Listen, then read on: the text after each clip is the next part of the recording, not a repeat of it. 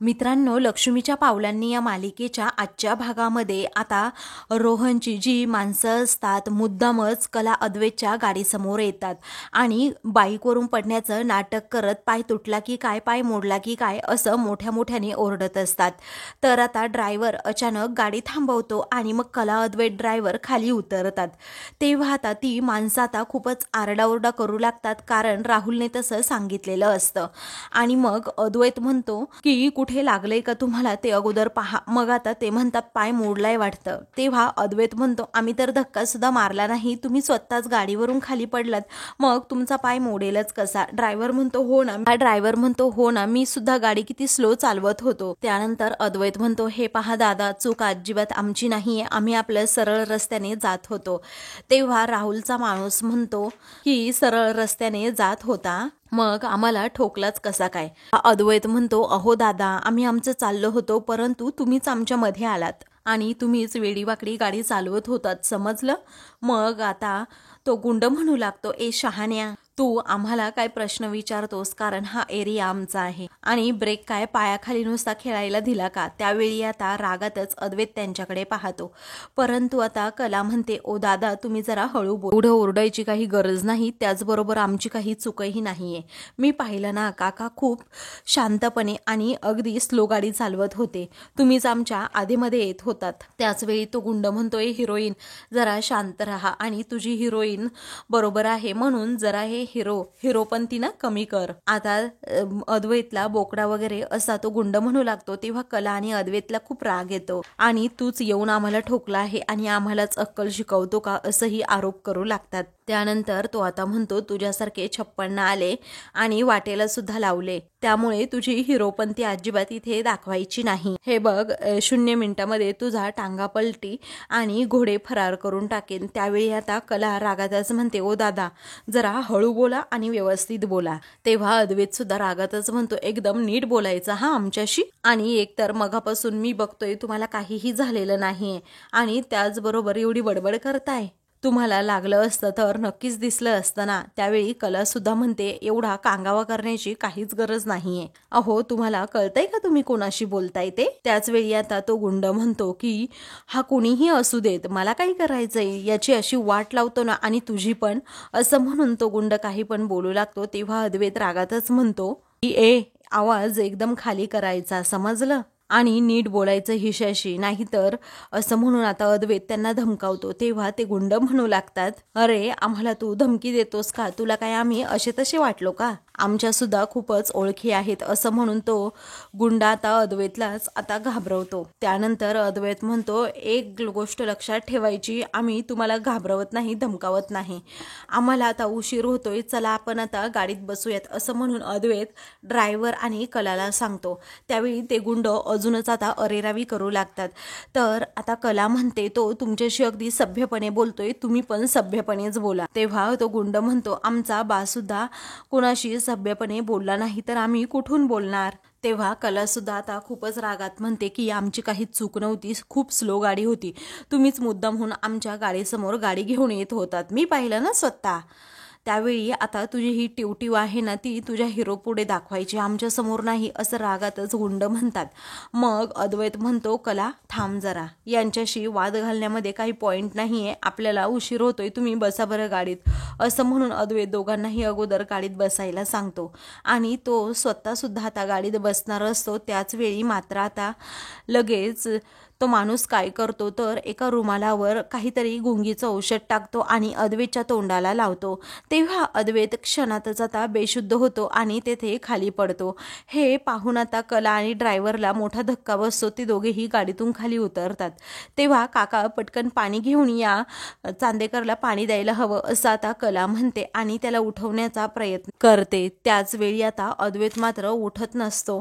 तेव्हा कलाला आता खूपच भीती वाटू लागते. त्यानंतर कला म्हणते दादा तुम्ही पुढे पळा कारण त्यांना आपल्याला पकडायचं आहे. तेव्हा ड्रायव्हर काका लगेच पुढे पळतात. तर दुसरीकडे कार्यक्रमाची सर्व तयारी झालेली असते. तेव्हा आता घरातील सर्वजण समोरच्याच खुर्चीवर बसलेले असतात. त्याच वेळी मात्र आता तेथे संगीता, काजल आणि कलाचे बाबा हे तिघेही येतात. तेव्हा व्याही मंडळी आले, बसा ना इथे समोर असं आता आबा म्हणतात. तर आता रोहिणी आणि सरोज हे या दोघीही खूपच रागात आता त्यांच्याकडे पाहत असल्यामुळे त्या दोघीही एकदम गप्प बसतात. मग आता संगीता काजलचा हात पकडते आणि गपगुमाने मागे चल असं म्हणते. तर आता लगेच त्या दोघीही मागच्या खुर्चीवर बसायला जातात. तर सोहमला आता खूप वाईट वाटतं. इकडे काजल म्हणते आई तू सुद्धा ना. मग आता संगीता म्हणते मी जे सांगितलंय ना तेच करायचं गुपचूप असं म्हणून आता ती तिला गप्प करते. त्यानंतर आता आयोजक हे आबांजवळ येतात आणि कानामध्ये काहीतरी सांगतात. तेव्हा आबा म्हणतात बघतो हा मी 1 मिनिटात कळवतो असं म्हणून ते सरोजला सांगतात. ऐक ना अगं सरोज, अजून अद्वैत काही आला नाहीये, त्याला फोन कर बरं. मग आता मगाशी राहुलने कॉल केला होता, मी सुद्धा आता कॉल करून पाहते कुठपर्यंत आलाय असं म्हणून सरोज आबांना सांगते. तेवढ्यातच राहुल आता तेथे येतो. तर सरोज विचारते काय रे राहुल, मगाशी तू अद्वैतला कॉल केला होतास ना, तो निघाला होता ना. मग आता हो मगाशीच दादा निघालाय असं आता राहुल म्हणतो. आणि तुला हवं असेल ना तर मी पुन्हा एकदा कॉल करतो. सरोज आता ठीक आहे असं म्हणते आणि लगेच तिथे तिच्या जागेवर जाऊन बसते. त्याच वेळी आता रोहिणी ही मनात विचार करत असते की अद्वैत अजून का पोहोचला नसेल इथे, नक्की काय घडलं असेल असं म्हणून ती राहुलकडे संशयित नजरेने पाहते आणि त्याच्याजवळ जाऊन त्याला जरा बाजूला घेत विचारते अरे काय चाललंय काय तुझं. मग आता तो म्हणतो कुठे काय चाललंय. ती म्हणते अरे तू काही प्लॅन केला आहे का अद्वैत अजूनपर्यंत इथे पोहोचला नाही म्हणून. मग आता तो म्हणतो मम्मा तू फक्त बघत राहा मी काय काय केलंय ते. त्याचवेळी तू एखादा प्लॅन केला ना तर मला धडकीच भरते असं म्हणून आता रोहिणी त्याला खूप बोलते. तो म्हणतो मम्मा अगं थोडा तरी विश्वास ठेव. ती म्हणते अरे बाळा मी अनुभवावरून बोलतीये. अगं तू अजिबात काळजी करू नकोस कारण दादा इथे येणार नाही याचा पूर्णपणे मी बंदोबस्त केलाय. त्यामुळे आता थोडा तरी विश्वास ठेव ना माझ्यावर. एकदा घरी गेलो ना मग मी तुला सगळं काही सांगेन. आता अद्वैत इथे येणार नाही म्हटल्यानंतर चांदेकरांची होणारी फजिती तू फक्त एन्जॉय कर. त्याचवेळी मात्र रोहिणी म्हणते असं असेल ना बाळा तर खूप मजा येईल. त्यानंतर आता राहुल हा नैना शेजारी जाऊन बसतो. तर नैना त्याच्याकडे पाहून मात्र हसत असते. त्याचवेळी आता त्यानंतर संगीता आता लगेच कलाच्या बाबांना म्हणते की अद्वैतराव आणि कला गेली आहे तिकडे ऑफिसमध्ये, अजून आले नाहीत, मी एकदा कॉल करून पाहते असं म्हणून ती लगेच कलाला कॉल करते. तेव्हा अद्वैत आणि कलाला या दोघांनाही आता आपापल्या आईचा फोन येत असतो. सरोज सुद्धा आता अद्वैतला सारखा फोन करत असते परंतु त्या दोघांचे मोबाईल सुद्धा आता तिथे आतमध्ये असल्यामुळे कलाला काही कळत नाही की आईचा सारखा सारखा फोन येतोय. इथे सगळेजण खूप टेन्शनमध्ये असतात. दुसरीकडे कला मदतीसाठी आवाज देत असते की कुणी आहे का, पण आता त्यांच्या मदतीसाठी तिथे कुणीही सध्या तरी नसतं. तेव्हा कला आणि अद्वैत आता फोन रिसीव्ह करत नसल्यामुळे इकडे सर्वांनाच खूप टेन्शन येतं. तेव्हा आयोजक आता सारखेच विचारत असतात की काय झालं, म्हणजे आले की नाही अजून अद्वैतराव, त्यांचा काही कॉन्टॅक्ट झालाय का असंही ते सारखं विचारतात. मग आता आबा अजूनच घाबरतात. त्यानंतर आता सरोज त्यांना म्हणते मी एकदा फोन करून पाहते आणि मग तुम्हाला सांगते. तेव्हा आता सर्वजण हो असं म्हणतात. तर नैना मात्र राहुलकडे पाहून हसत असते आणि रोहिणीलाही आनंद झालेला असतो की अजिबात आता अद्वैत इकडे येणारच नाही म्हटल्यानंतर काय खूप मजा येणार असं म्हणून आता ते लगेच ते अवॉर्ड घेण्याची स्वप्न सर्वजण रंगवू लागतात. काही वेळानंतर आता सरोज लगेच घरामध्ये इकडे अंजूला कॉल करते आणि काय ग अंजू तिकडे अद्वैत आलाय का घरी, तुला काही फोन वगैरे आला होता का त्या कलाचा वगैरे असं आता ती विचारते. आता सरोजला अंजू म्हणते नाही हो मॅडम फोन वगैरे काहीच आला नाही. त्यानंतर आता तेथे सरोज मात्र एकदम टेन्शनमध्ये उभी असते की कला आणि अद्वैत अजून कसे आले नाहीत. मग आता रोहिणी तेथे येते आणि म्हणते अगं वहिनी काय झालं, घरी नाही गेलेत ना ते दोघे जण. अगं तुला माहित आहे का कार्यक्रम खोळंबलाय. मला काय म्हणायचंय आपल्यातलं कुणीतरी घेईल की अवॉर्ड, काय एवढं बिघडतंय त्यात, राहुल घेईल की अवॉर्ड, एवढं नको ना टेन्शन घेऊ तू. त्यावेळी आता सरोज मात्र खूपच रागात आता रोहिणीकडे पाहू लागते, कारण रोहिणीच्या मनात नक्की काय खलबत सुरू आहे ना सरोजला एका सेकंदात समजतं आणि म्हणूनच ती आता काही बोलत नाही, एकदम शांत राहते. इकडे आता कला आणि अद्वैत अजूनही गाडी जवळ असतात. अद्वैत अजूनही शुद्धीवर आलेला नसतो. मग त्यानंतर तेथून एक काका चाललेले असतात, ते कांदे बटाटे विकत असतात. तेव्हा आता कला लगेच त्यांना जवळ बोलवते आणि विचारते, तुमच्याकडे एखादा कांदा आहे का? तेव्हा हो आहे ना मॅडम, असं आता ते काका म्हणतात. त्याच वेळी आता कला लगेच हाताने तो कांदा फोडते आणि अद्वैतला त्या कांद्याचा वास देते, म्हणजे त्याच्या नाकाजवळ तो ठेवते. तेव्हा अद्वैत कसाबसा बिचारा शुद्धीवर येतो आणि मग कला ही म्हणते की अद्वैत अरे शुद्धीवर ये आता. मग आता त्यानंतर त्याच काकांचा फोन घेऊन कला ही पोलीस स्टेशनमध्ये लगेच कॉल करते आणि इथे जो काही प्रसंग घडला आहे ना तो सगळा पोलिसांना सांगून ती फोन ठेवते आणि त्या भाजीवाल्या काकांना म्हणते, खरंच तुमची खूप मदत झाली, तुमचे उपकार नाही मी विसरणार, असं म्हणून आता ती लगेच त्यांना जायला सांगते. ते आता तेथून चाललेलेच असतात. त्यानंतर ड्रायव्हर काका आता त्या दोन्हीही राहुलच्या गुंडांना ते घेऊन येतात. मग आता कला म्हणते, थँक्यू सो मच काका. आता एक काम करा, अद्वैतला तुम्ही आणि मी दोघेही मिळून गाडीत बसवू. मग आता लगेच अद्वैतला तिथे गाडीत बसवण्यात सुद्धा येतं. त्यावेळी आता कला आणि ते ड्रायव्हर काका मिळून अद्वैतला गाडीत बसवतात. खरं पण कला म्हणते की ऐक अद्वैत, तू एक काम कर, सारखं पाणी पित राहा म्हणजे तुला बरं वाटेल. आणि ड्रायव्हर काकांना म्हणते, याला अगोदर कार्यक्रमाच्या ठिकाणी पोहोचवा, मी आले नंतर. तेव्हा ते ड्रायव्हर काका विचारतात, पण तुमचं? ती म्हणते, मी आले ना नंतर, तुम्ही जा अगोदर, याला पोहोचवणं गरजेचं आहे. त्यानंतर कला आता एक काम करते, आता शेजारी असणाऱ्या माणसांनी त्या गुंडाला पकडूनच ठेवलेलं असतं आणि राहुलचे गुंड हे खूप घाबरलेले असतात. आता अद्वैत तेथून गेल्यानंतर कला तेथे असणारी एक काठी उचलते आणि म्हणते, काय माझ्या चांदेकरवर हल्ला केला का तुम्ही? आता मी तुम्हाला सोडतच नाही, म्हणून ती रागातच आता त्यांच्या हातापायावर काठ्यांनी मारते. आता असं काठ्यांनी मारल्यानंतर ते म्हणतात की मारू नका, पण आता कला ऐकतच नाही. ती आता सारखी म्हणते की माझ्या चांदेकरला मारण्याची काय गरज होती, असं म्हणून ती आता खूपच भडकते. ते दोघेही आता गयावया करू लागतात आणि कलाकडे आम्हाला माफ कर अशी भीक मागू लागतात. पण कला या क्षणी अजिबात त्यांना माफ करत नाही. ती मात्र अजूनच बदडू लागते, कारण आता तिच्या चांदेकरला या दोघांनी मिळून आता असं बेशुद्ध केलेलं असतं आणि मुद्दामच त्रास दिलेला असतो. आणि कलाला हीच नेमकी गोष्ट आवडलेली नसल्यामुळे तिने आता त्यांचा चांगलाच वचपा काढलेला असतो. तेव्हा तो गुंडा आता म्हणत असतो, मॅडम चूक झाली, माफ करा, असं म्हणून तो आता तिच्या पायाच पडू लागतो. पण कला ऐकत नाही. तरीही कला ऐकत नाही. ती म्हणते, माझ्या चांदेकरवर हल्ला केला ना तुम्ही, आता भोगा तुमच्या कर्माची फळं, असं म्हणून आता ती रागातच त्यांच्याकडे पाहते. त्यानंतर अद्वैतला जसं या दोघांनी बेशुद्ध पाडलेलं असतं ते गुंगीचं औषध देऊन, तसंच आता कलाने सुद्धा त्यांना अगदी मारून बेशुद्ध करून टाकलेलं असतं. त्यामुळे आता कलाचा बदला पूर्ण झालेला असतो आणि ती रागातच त्यांच्याकडे पाहते. तर आता दुसरीकडे कार्यक्रमाच्या ठिकाणी सर्वच जण खूप टेन्शनमध्ये असतात. कुणाला काही कळत नसतं आता या क्षणी काय करावं. तर राहुल मात्र मी काही केलं नाही, या कार्यक्रमाचं काही घेणं देणं नाही, असं म्हणून तो मोबाईलमध्ये आपला गेम खेळत बसतो. परंतु त्याच्या मनात खूप काही असतं. त्यानंतर आता आयोजक हे तेथे येतात आणि आबासाहेबांना म्हणतात, आत्ता या क्षणी आयत्या वेळी आम्ही कार्यक्रम असा रद्द करू शकत नाही, परंतु अद्वैतच्या बिहाफ जर कुणी असेल त्याच्या वतीने कुणाला तरी तो पुरस्कार आता घ्यायला सांगा.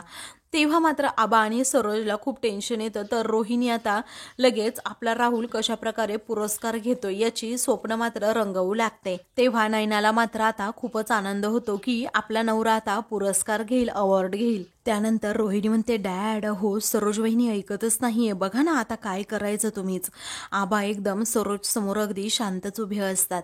त्यानंतर आता रोहिणी म्हणते, सरोज वहिनी काय ठरवलंय काय मग तू? तेव्हा हे अवॉर्ड चांदेकरांपैकी कुणीतरी घ्यायला हवं, असं आता सरोज म्हणते. कारण तुला माहीत नसेल, परंतु हे अवॉर्ड हे चांदेकरांच्या वारसानेच घ्यायला हवं. आणि जर असं असेल ना तर मग सोहमला मी तो मान देते, राहुलला नाही, समजलं? कारण तुम्ही चांदेकर नाही आहात, असं म्हणून आता रोहिणीला ती तिची लायकी दाखवते. तेव्हा रोहिणीचा मात्र जळफळाट होतो, तिचा राग अनावर होतो. तेव्हा ती आता म्हणते, डॅड अहो तुम्ही ऐकताय ना जरा, म्हणजे राहुल चांदेकर नाहीये म्हणून त्याला अवॉर्ड द्यायचा नाही. त्यानंतर आता तेथेच त्या दोघींची चांगली भांडणं जमतात. रोहिणी अजिबात गप्प बसत नाही. ती म्हणते, तू विसरली असशील वहिनी, परंतु मी अजिबात विसरले नाही, कारण मी या घरची मुलगी आहे आणि राहुलमध्ये चांदेकरांचा अंश हा आहे म्हणजे आहेच. तेव्हा रागातच रोहिणी मागचं पुढचं आता उकरून काढायला लागते आणि म्हणते, ओहो, मला आत्ता समजते अगं वहिनी, म्हणजे राहुल आहे ना माझा, तो तुमच्या मागे पुढे असा फक्त फाईल घेऊन फिरण्यापुरताच आहे का? तो एका नोकरासारखं तुमच्या कंपनीमध्ये काम करतो आणि तेच तुम्हाला नेहमी बरं वाटतं. मला माहीत आहे ना तुमच्या काय गेमा आहेत ते. आता फक्त तुम्हाला कामासाठी लागतो आणि जेव्हा सन्मान करण्याची वेळ येते ना, तेव्हा मात्र तो तुम्हाला नको असतो. हो, बरोबर आहे ना? त्याच वेळी आता सरोज रागातच म्हणते, रोहिणी, ही वेळ नाहीये इथे, समजलं? जरा गप्प राहा, इथे सर्वजण बघतायत आपल्याकडे. मग आता रागातच रोहिणी म्हणते की अगं, असं काय करते वहिनी तू, हीच वेळ आहे योग्य. तू असं म्हणू शकली असतीस की राहुलला अवॉर्ड घेऊ दे म्हणून, पण नाही ना, तुला सगळीकडे स्वतःचाच हक्क हा जमवायचा आहे. आणि रोहिणी जर चिडली तर तुम्हाला फक्त एकच गोष्ट म्हणता येते, ते म्हणजे रोहिणी ही खूप भांडखोर आहे, बरोबर ना? आणि ती नेहमी कांगावा करत असते, ती काय वाईटच आहे असं म्हणून रोहिणी आता स्वतःलाच दोष देऊ लागते. तेव्हा सरोज आता हळूच म्हणते, अगं रोहिणी, जरा गप्प बस, समजलं? मग रोहिणी आता आबांकडे पाहते तर आबा या दोघींची भांडणं आपले गुपचूपपणे ऐकत असतात. मग त्यामुळे आता रोहिणी म्हणते, आबा काहीतरी बोला आणि या वहिनीला जरा गप्प बसायला सांगा. अगं, अशीच वेळ येते ना जेव्हा समजतं की कोण आपला आणि कोण परका आहे, पण तुम्हाला असा राहुलला काहीही हक्क द्यायचाच नाहीये ना.